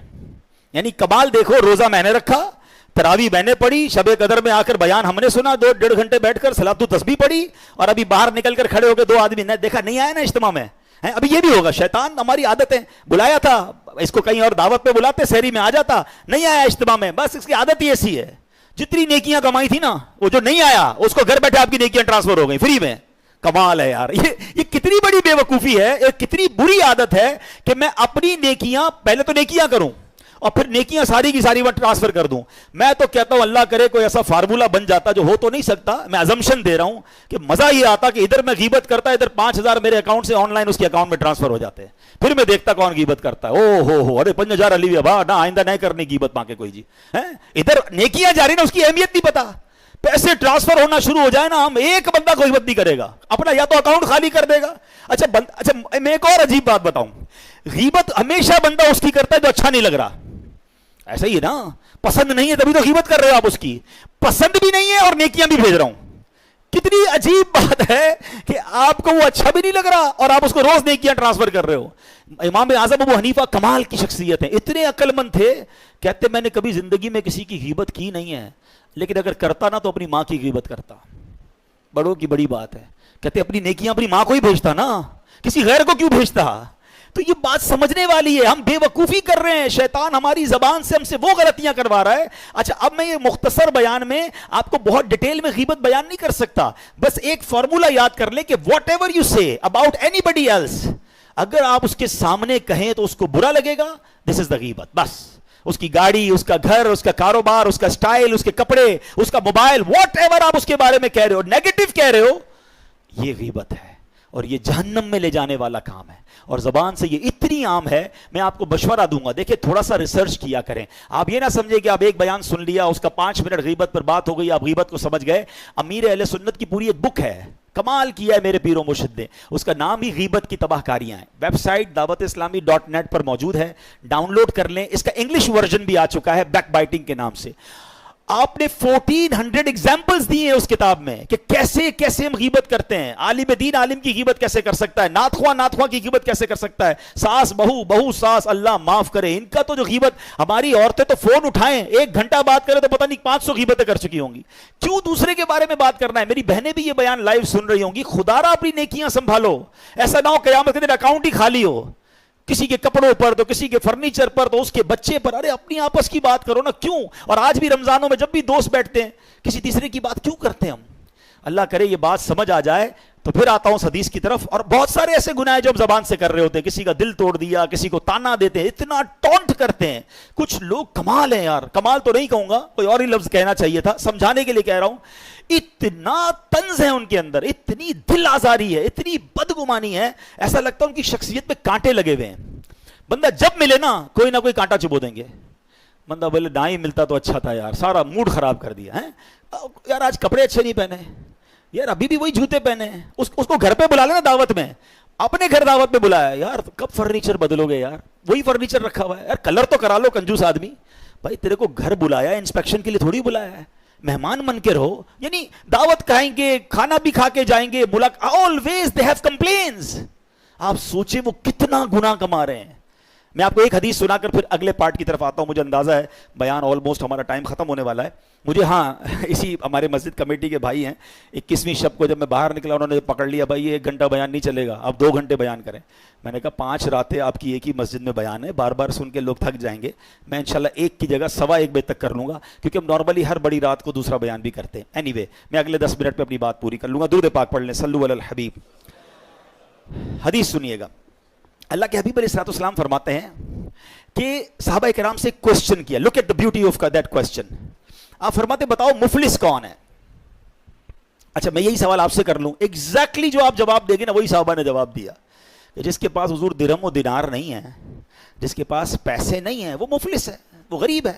صحابہ نے بھی یہ جواب دیا. حدیث پاک کا خلاصہ ہے, اللہ کے حبیب علیہ السلام فرماتے ہیں مفلس وہ نہیں ہے, مفلس وہ ہے جو قیامت کے دن پہاڑ جتنی نیکیاں لے کر آئے گا. اس کے پاس روزے بھی ہوں گے, حج بھی ہوں گے, نمازیں بھی ہوں گی, صدقے بھی ہوں گے, مگر آئے گا اس حال میں کہ کسی کا دل دکھایا ہوگا, کسی پر ظلم کیا ہوگا, کسی کے پیسے دبائے ہوں گے, کسی کی غیبت کی ہوگی ہیں, اور وہ سارے مظلوم کھڑے ہو جائیں گے اللہ کی بارگاہ میں. یا اللہ اس نے میرے ساتھ زیادتی کی ہے, میرے پیسے کھائے ہیں, یا اللہ اس نے میرا دل توڑا ہے, یا اللہ اس نے میری غیبت کی ہے, یا اللہ اس نے مجھے طنز کیا تھا, یا اللہ سب کے سامنے ذلیل کیا تھا. آقا فرماتے ہیں کوئی نماز, اب وہ بندے بچ گئے ہیں, ان کا کیا ہوگا؟ پھر فرمایا ان مظلوموں کے گناہ اس ظالم پر ڈالے جائیں گے, اور پھر یہ شخص جہنم میں ڈالا جائے گا. اعلان ہوگا یہ وہ شخص ہے جو پہاڑ جتنی نیکیاں لے کر آیا مگر دوسروں کے گناہ اپنے سر پر لے کر جہنم. میں بزرگوں سے بات کرنا چاہتا ہوں, بالخصوص بعض بزرگ بہت زیادہ دل آزاری کرتے ہیں. خدارا آپ کی عادت پہ شاید ایسا ہو گیا ہے, آپ کو نہیں پتا, لیکن چلتے پھرتے ہر کسی کو ڈانٹنا. مسجد میں آئیں گے تو مسجد میں کسی کو ڈانٹ رہے ہوں گے, محلے میں جائیں گے تو وہاں کسی کو ڈانٹ رہے ہوں گے, اپنے بچوں کو بار بار ذلیل کر رہے ہوں گے. یار ہر بندہ دل رکھتا ہے, کہیں ایسا نہ ہو کہ آپ اپنے بڑھاپے میں جہنم بنا رہے ہیں. جس کی زبان بہت زیادہ سخت ہے نا وہ کم باتیں کرے. مجھے کئی لوگ ملتے کہتے ہیں یار کیا کروں, مجھے غصہ بہت آتا ہے. بھائی غصہ بہت آتا ہے تو قابو پائیے ورنہ مارے جاؤ گے. اگر آپ لوگوں کے دل کرچی کرچی کرتے جا رہے ہیں, لوگوں کو ذلیل کرتے جا رہے ہیں, جب جی میں آیا آپ اپنے بچوں کو, اپنی بیوی کو, اپنے ملازمین کو جو دل میں آتا ہے بولی جا رہے ہیں, اور آپ سمجھتے ہیں آپ کا حساب نہیں ہوگا. میں آپ کو حدیث سنا رہا ہوں نا کہ آپ کو قابو پانا پڑے گا اپنی زبان پر. اتنی شدید گفتگو بعض اوقات کرتے ہیں, اور یہ زبان ہے بڑی خطرناک. امیر علیہ سنت فرماتے ہیں 60 سال کا بوڑھا ہو جائے نا, جسم کا ہر پارٹ ڈھیلا ہو جائے گا, زبان اس وقت زیادہ تیز ہو جاتی ہے, یہ زیادہ چل رہی ہوتی ہے. تو بزرگوں کو اپنی زبان پر احتیاط انہیں بھی کرنی ہوگی, ایسا نہ ہو کہ انبار لگ رہا ہو گناہوں کا. حقوق العباد از موسٹ سیویئر. سمجھو بات کو.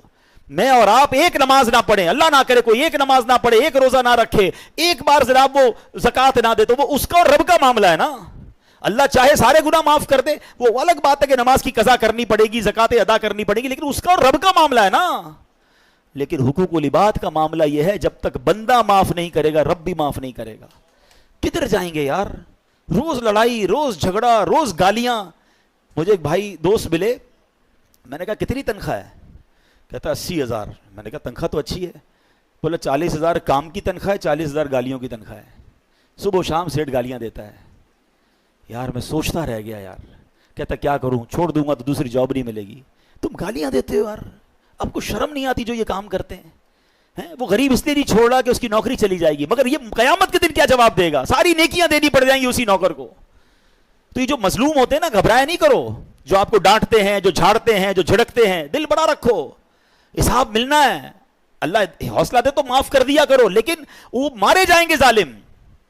تو اللہ کرے یہ بات سمجھ آ جائے. میں بات بہت بڑی کر گیا ہوں, لیکن چونکہ میں خود اس تجربے سے گزرا ہوں, اور مجھے کبھی کبھی رحم آتا ہے. یقین کرو کچھ لوگوں پر رحم آتا ہے کہ یار ان کی زبان ہر وقت غیبت, بدگمانی, لوگوں سے لڑائی جھگڑا, طنز.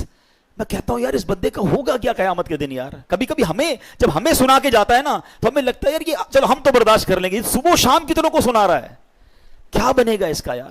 ہر چھوٹی بات پر امام صاحب کو جھاڑنا ہے, کبھی مؤذن کو جھاڑ رہے ہوں گے, کبھی خادم پر چیخ رہے ہوں گے. یہ بیچارے لوگ کچھ بھی نہیں کر سکتے. لیکن آپ سوچیں آپ اپنے نامہ اعمال میں کیا کیا کر رہے ہیں. آپ نے کبھی مسجد کا نظام چلایا ہے؟ آتے ہی آرڈر چلانے, پنکھا ٹائم پہ نہیں کھولتے ہو, لائٹ نہیں کھولتے ہو, گھر میں جائے تو گھر والوں کی خیر نہیں, آفس میں جائے تو آفس والوں کی خیر نہیں, سب کی خیر نہیں, آپ کی خیر نہ چلی جائے. جو یہ بندہ ہر کسی سے لڑ رہا ہے نا, سوچئے اس کا بنے گا کیا. زبان یہ جنت میں بھی لے جا سکتی ہے, یہی زبان تمہیں دوزخ میں.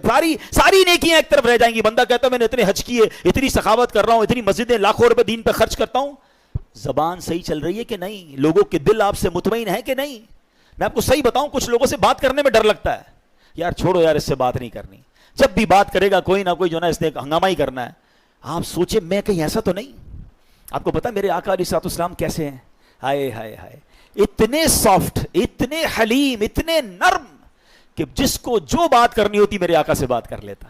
بچے بات کرتے, خواتین بات کرتی, گاؤں سے آنے والے لوگ بات کرتے, اتنے ایزی ٹو ایکسس ہے میرے آقا. فرماتے ہیں جب نبی پاک مدینے کی گلیوں میں نکلتے نا, بچے ہاتھ پکڑ لیتے, آقا کو جدھر لے جاتے میرے آقا ادھر چلے جاتے تھے.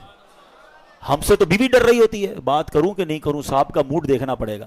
بلکہ کچھ بیویاں تو اسٹاک ایکسچینج کی پہلے وہ مارکیٹ دیکھتی ہیں, آج پوائنٹ اوپر ہے نیچے ہے, بات کروں نہیں کروں, ڈالر اوپر ہے تو بات کروں گی, ڈاؤن ہے تو نہیں کروں. ارے گھر ہے کہ کوئی آپ نے مارکیٹ بنائی ہوئی ہے, مارکیٹ اچھی ہے تو بیوی بات کرے گی, ورنہ بیوی بھی بات نہیں کرے گی. میرے اوپر ہی سارا غصہ آ جائے گا. بچے ڈر رہے ہیں, ابو سے بات کری, نہیں آج موڈ صحیح نہیں ہے. بیچارہ کسی ملازم کو کوئی کام ہے, مینیجر سے پوچھتا ہے بات کر لوں, نہیں صاحب بہت غصے میں. ارے صاحب مطلب کیوں اپنے آپ کو اپنا اورا ایسا کیوں رکھا ہے کہ لوگ آپ سے ڈر رہے ہیں؟ یار مومن تو آسان ہوتا ہے, جس کو جو بات کرنی ہے مجھ سے بات کرے, مجھ سے خوف نہ کھائے. اگر لوگ مجھ سے خوف کھائیں گے اور میرا رب ناراض ہو گیا تو میں پھر کتنے بڑے خوف میں مبتلا ہو جاؤں گا. نہیں رکھو روب میں لوگوں کو, نہیں رکھو تکلیف میں لوگوں کو, آسانیاں پیدا کریں, سافٹ ہو جائیں.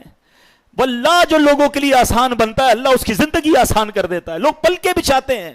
اور میں آخری بات اس موضوع پہ اور کر دوں, دل تو بہت جلا ہوا ہے اور بھی بہت ساری باتیں یاد آ رہی ہیں.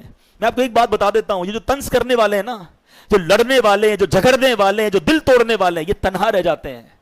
جب ان پہ کوئی مشکل وقت آتا ہے نا, ایک بندہ ان کے ساتھ نہیں کھڑا ہوتا. لوگ مجبوری میں ان سے تعلق میں رہتے ہیں, پیسے چاہیے ہوتے ہیں, نوکری چاہیے ہوتی ہے, بچے بھی کہتے ہیں کیا کرے ابا ہے بھائی چلانا پڑے گا. لیکن whenever they become in any big problem, کوئی پرابلم ان پر آتی ہے نا, وہ alone رہ جاتے ہیں. اور جو لوگوں کے لیے آسانیاں کر رہے ہوتے ہیں نا, ان کی مشکل میں ساری دنیا ان کے ساتھ کھڑی ہو جاتی ہے, کیونکہ انہوں نے لوگوں کے لیے آسانیاں کی ہوتی ہیں. تو اگر آپ چاہتے ہیں کہ آپ کے خیر خواہ آپ کے ساتھ رہیں, بی پولائٹ, ہمبل, سافٹ, زبان اچھی استعمال کریں.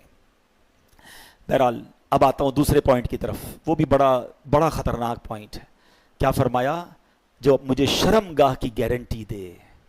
یاد رکھیے کہ مرد کے لیے دو ہی جائز طریقے ہیں اپنی شرم گاہ کو جس کی تسکین کرنے کے لیے، اپنی شہوت پوری کرنے کے لیے. وہ ایک بیوی ہے اور ایک شرعی باندی ہے. اب آج کے معاملات میں باندی اویلیبل نہیں ہے تو آپ کے پاس ایک ہی طریقہ ہے. دیر از نو ادر وے کہ اپنی شہوت کو بندہ پورا کرے. مگر آج بہت سارے ایسے معاملات ہیں، بہت ساری باتیں ظاہر یہ آن ایئر جا رہا ہے، میں لائیو تو نہیں کہہ سکوں گا لیکن میں اشارتاً بات کروں گا کہ خدارا اپنی زندگی کو برباد نہ ہونے دیں. تھوڑی سی خواہش کے لیے، تھوڑی سی لذت کے لیے قابو پائیے اپنے آپ پر.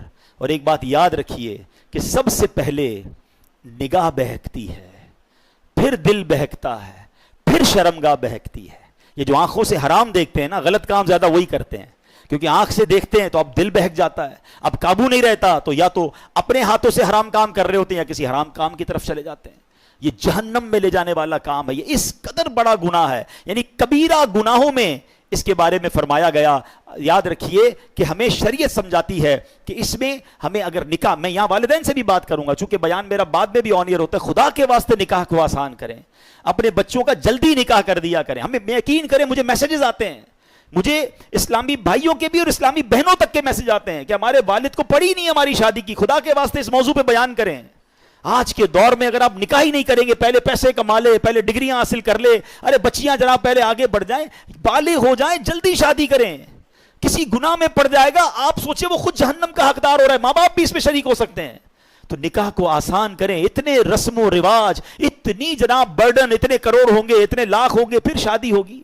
شادیوں کو آسان کریں، نکاح کو آسان کریں. سنیے حضرت عائشہ صدیقہ رضی اللہ تعالیٰ عنہ سے مروی ہے کہ نبی پاک علیہ الصلوۃ والسلام نے ارشاد فرمایا، نکاح میری سنت سے ہے، پس جو شخص میری سنت پر عمل نہ کرے وہ مجھ سے نہیں، لہٰذا نکاح کرو کیونکہ میں تمہاری کثرت کی بنا پر دیگر امتوں پر فخر کروں گا. اور جو قدرت رکھتا ہو وہ نکاح کرے، جو قدرت نہ پائے تو روزے رکھا کرے کیونکہ روزہ شہوت کو توڑتا ہے. اب اگر ایسا میرا کوئی بھائی ہے جس کا نکاح نہیں ہو رہا لیکن اس کو حرام کام کی اجازت نہیں ملے گی، اب وہ روزوں کی کثرت کرے. دیکھیں نا ابھی ہم روزے رکھ رہے ہیں تو بہت سارے خیالات سے ہم بچ جاتے ہیں، تو روزوں کی کثرت کر کے اپنی شہوت کو کم کرنا ہے مگر حرام کی طرف نہیں جانا. قرآن کہتا ہے لا تقربوا الزنا انہ کان فاحشہ وساء سبیلا، اور بدکاری کے پاس نہ جاؤ، بے شک وہ بے حیائی ہے اور بہت ہی بری راہ. تو اے میرے پیارے اسلامی بھائیوں، ہمیں حرام کاموں سے بچنا ہے. یہ کتنا خطرناک کام اور کتنی بڑی سزا ہے. حضرت سمورہ بن جندب رضی اللہ تعالیٰ فرماتے ہیں ایک مرتبہ نبی پاک علیہ الصلوۃ والسلام نماز پڑھانے کے بعد ہماری جانب متوجہ ہوئے. آپ نے ہمیں ہماری طرف فوکس فرمایا اور فرمایا آج رات میں نے دیکھا میرے پاس دو شخص آئے اور مجھے زمین مقدس کی طرف لے گئے. ہم ایک تنور کی مثل گھڑے کے پاس پہنچے جس کا اوپر کا حصہ تنگ تھا، نیچے کا کشادہ تھا، اس میں آگ بھڑک رہی تھی، اس میں کچھ مرد بھی تھے، کچھ عورتیں بھی تھیں جو برہنہ ہیں. جب آگ کا شعلہ بلند ہوتا وہ اوپر آ جاتے، جب شعلے کم ہو جاتے وہ بھی شعلوں کے ساتھ نیچے چلے جاتے. میں نے پوچھا یہ کیا ہے؟ تو فرمایا ان دونوں نے جواب دیا یہ لوگ زنا کرنے والے ہیں. کیا یہ عذاب ہم برداشت کر سکیں گے؟ تھوڑی دیر کی لذت کے لیے کہیں قیامت کے دن کے خطرناک عذاب کے ہم حقدار نہ ٹھہر جائیں. علامہ شمس الدین ذہبی نقل کرتے ہیں کہ زبور شریف میں ہے بے شک زنا کرنے والوں کو ان کی شرم گاہ کے ذریعے آگ میں لٹکا دیا جائے گا، انہیں لوہے کے کونوں سے مارا جائے گا. جب وہ مار پڑنے پر فریاد کریں گے تو عذاب کے فرشتے کہیں گے یہ آواز اس وقت کدھر تھی جب ہنستے تھے، کھیلتے تھے اور اتراتے تھے، بے حیائی کرتے تھے اور زنا کرتے تھے، اس وقت تمہیں یاد نہیں آیا؟ اب چیخو پکار کر رہے ہو. تو سوچئے آج بندہ کہتا ہے یار پاکستان میں جاننے والے ہیں، کسی اور ملک چلتے ہیں، کسی اور علاقے میں چلتے ہیں، وہاں بڑا آسان ہے عیاشی کرنا. نہ کریں، بے حیائی سے بچیں. اچھا یہ جو ہے نا حیا، یہ ملتی صحبت سے ہے، یہ ہمیشہ یاد رکھیے گا. اگر آپ چاہتے ہیں نا ان گناہوں سے بچیں تو ہمیں ایسے دوست بنانے پڑیں گے جو با حیا ہیں. بے حیائیوں کے ساتھ رہ کر آپ نہیں بچ پائیں گے. یہاں آخری بات کر دیتا ہوں کہ یہاں ایک اور بڑا مسئلہ پتہ کیا ہو گیا ہے. لوگ کہتے ہیں بھائی مجھے بہت کنٹرول ہے، میرے دوست غلط کام کرتے ہیں میں ان کے ساتھ رہتا ہوں، میں نہیں کرتا. مجھے پتا ہے میرے دوست شراب پیتے ہیں، میں نہیں پیتا، میں بیٹھتا ہوں ان کے ساتھ. وہ جوا کھیلتے ہیں لیکن میں صرف بیٹھتا ہوں. وہ جو ہے نا وہ نشہ ڈرگز کرتے ہیں، میں بیٹھتا ہوں. معاذ اللہ وہ ایڈلٹری کرتے ہیں، میں صرف ان کے ساتھ کمپنی دیتا ہوں، میں یہ کام نہیں کرتا. یہ آپ کی بے وقوفی ہے. آپ دنیا کے کسی بھی ڈرگ، کسی بھی الکوہولک، کسی بھی جواری، کسی بھی شرابی، کسی بھی برے کام کرنے والے کو پکڑ لیں اور پوچھیں یہ عادت کدھر سے ملی ہے، ایک بندہ بھی نہیں ملے گا جو یہ کہے کہ ابو نے برتھ ڈے والے دن مجھے چرس کا سگریٹ لا کے دیا تھا، ہیں امی نے مجھے ایک پسٹل لا کے دی تھی، بیٹا جا کے چوری کرو۔ یہ ساری بری عادتیں کہاں سے ملی؟ یہ دوستوں سے ملتی ہیں۔ ہاں، برے دوستوں کے ساتھ بیٹھ کر کبھی بھی یہ مت کہیں کہ میں بڑا اسٹرانگ ہوں۔ ارے جب اس شیطان نے بڑے بڑے اللہ والے کہلانے والے جن کی دعائیں قبول ہوتی تھی انہیں بہکا دیا، میں اور آپ کیا چیز ہیں؟ تو بہترین طریقہ یہ ہے، ایک جملہ سن لو آج، یہ اللہ کی بہت بڑی نعمت ہے کہ میں اس ماحول اور اس علاقے میں رہوں جہاں میرے لیے گناہ کرنا مشکل ہو۔ ہاں، گناہ کا موقع ہی نہ ملے۔ ایسے ملکوں میں، ایسے علاقوں میں، ایسے دوستوں میں جاؤ ہی نہیں کہ جدھر چانس ہے گناہ کرنے کا۔ ہم بہت کمزور لوگ ہیں، چانس ملا تو پتہ نہیں بچیں گے کہ نہیں بچیں گے۔ تو اپنے آپ کو سیکیور رکھنے کا طریقہ یہ ہے کہ بندہ رہے ادھر، بیٹھے ان کے ساتھ کہ گناہ کرنے کا موقع ہی نہ ملے۔ یہ اللہ کی بہت بڑی نعمت ہے۔ یہ اپنے آپ کو آزمایا نہ کریں، میں بڑا اسٹرانگ ہوں، مجھے کچھ نہیں ہوتا، میں تو جاؤں گا پھر بھی کچھ نہیں ہوگا۔ ارے شیطان نے بڑے بڑوں کو پلٹا دیا، میں اور آپ کیا چیز ہیں؟ تو اپنے آپ کو اگر سیکیور رکھنا ہے۔ اچھا، اسی طرح کی بات جب ہم کرتے ہیں نا، مثال کے طور پہ کسی کو کہا بھائی داڑھی رکھ لو، ہیں امامہ شریف پہن لیں، کہتا ہے یار تھوڑی عادتیں ٹھیک نہیں ہیں، تھوڑے کام سیدھے کر لوں پھر داڑھی رکھ لوں گا۔ میں آپ کو ایک مشورہ دیتا ہوں، اگر آپ کو اپنے کام سیدھے کرنے واقعی if you are serious on that, آپ داڑھی رکھ لیں۔ پتہ کیا فائدہ ہوگا؟ جب آپ داڑھی رکھیں گے نا، ایکچولی داڑھی نو انٹری کا بورڈ ہے، گناہ والی باتیں آپ تک آئیں گی نہیں۔ میں مثال دیتا ہوں، جتنے داڑھی والے بیٹھے نا ان کو پوچھ لیں، ہم کو کبھی بھی میسج نہیں آتا فلاں کلب میں کانسرٹ ہو رہا ہے، فلاں جگہ پر کوئی گانا لگا ہوا ہے، فلاں جگہ کوئی فلم چل رہی ہے، فلاں جگہ کوئی جناب کلب میں یہ ہو رہا ہے۔ ہمیں میسج بھی آتے ہیں تو کوئی میلاد کا میسج بھیج رہا ہوتا ہے، کوئی اجتماع کا بھیج رہا ہوتا ہے، کوئی محفل نعت کا بھیج رہا ہوتا ہے۔ کیوں؟ ان کو پتا ہے مولوی صاحب ان کو کیا بھیجیں، ساڈا راستہ رک گیا۔ ہمیں تو گناہ کی دعوت ہی نہیں آ رہی نا، آپ نے تو انٹری دروازہ کھلا رکھا ہے، جو بھیجنا بھیج دو، کیونکہ میرا حلیہ ایسا نہیں ہے۔ کئی جگہوں پر حلیہ بچاتا ہے۔ اچھا، میں آپ کو ایک اور عجیب بات کرنے جا رہا ہوں، اگر کسی نے داڑھی امامہ رکھا ہے نا، اور شیطان تو اس پر بھی حملہ کر سکتا ہے، ہم بھی انسان ہی ہے نا، حملہ کیا شیطان نے، دل ہو گیا گناہ کرنے کا کہ یار میں بھی جاؤں فلاں جگہ پر، اور کوئی امامہ داڑھی لے کر ادھر چلا گیا، تو لوگ کہیں گے مولوی صاحب آپ ادھر کدھر، چلیں بھائی باہر نکلیں، ساڈا کام اور مشکل، ہم نے خود ہی اپنے لیے مشکل کر دی نا۔ دس از دا بیسٹ وے کہ میں اپنے آپ کو بنا ہی ایسا لوں کہ گناہ کرنا چاہوں پھر بھی نہ کر سکوں۔ میں کہوں نہیں پہلے گناہ چھوڑوں گا پھر نیک بنوں گا پھر حلیہ چینج کروں گا، یہ بے وقوفی ہے۔ آپ اگر واقعی ان حرام چیزوں سے بچنا چاہتے ہیں تو اپنے آپ کو بنا بھی ایسا لو کہ چاہو بھی تو نہ کر سکو، کیونکہ یہی علاج ہے۔ ورنہ کوئی بندہ کہے میں جناب میں بہت پکا ہوں، تو پکا وکا کوئی نہیں ہوتا۔ بڑے بڑوں کو گرتے دیکھا، اللہ مجھے بھی محفوظ فرمائے، آپ کو بھی محفوظ فرمائے۔ تو بہرحال آج کے بیان میں کوشش تو کی ہے کہ ان دونوں باتوں کو کور کیا جائے کہ یہ جنت کی دو چابیاں ہیں، دا کیز آف ہیون، کہ نبی پاک علیہ الصلوۃ والسلام نے فرمایا جو مجھے زبان کی اور شرم گاہ کی گارنٹی دے میں اسے جنت کی گارنٹی دیتا ہوں۔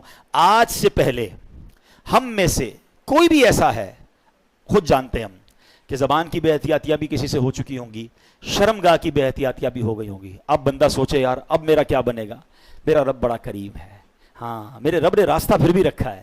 اب تک جو ہو گیا نا، آج بڑی رات ہے، اس سے توبہ کر لیں، سچی توبہ کر لیں۔ التائب من الذنب کمن لا ذنب لہ، آقا فرماتے گناہوں سے توبہ کرنے والا ایسا ہے جیسا اس نے گناہ کیا ہی نہیں ہے، null and void, delete it. تو آج توبہ کریں اور آج کے بعد نیت کریں کہ انشاءاللہ ان دونوں چیزوں کو فقط حلال ذریعے پہ استعمال کریں گے انشاءاللہ۔ زبان کے گناہوں سے بھی بچیں گے، شرم گاہ کے گناہ سے بھی بچیں گے، اور انشاءاللہ اللہ کی رحمت سے نبی پاک کے پیچھے پیچھے جنت میں جائیں گے۔ اللہ پاک عمل کرنے کی توفیق عطا فرمائے۔ دوستو، آپ نے بیان کو سنا، دوستو اسے اپنے دوست اور احباب تک ضرور شیئر کریں۔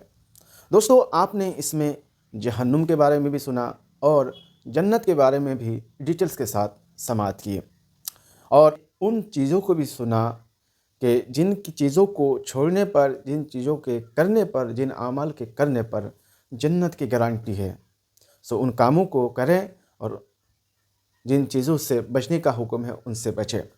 سو اسے لائک کریں، کمنٹ کر کے ضرور بتائیے گا یہ ویڈیو آپ کو کیسی لگی، اور ہو سکے تو چینل کو سبسکرائب کر کے ہمارے ساتھ جڑے رہیں۔ سو ملتے ہیں کسی اور ویڈیو میں، تب تک اپنا خیال رکھیں۔ خدا حافظ۔ السلام علیکم ورحمۃ اللہ۔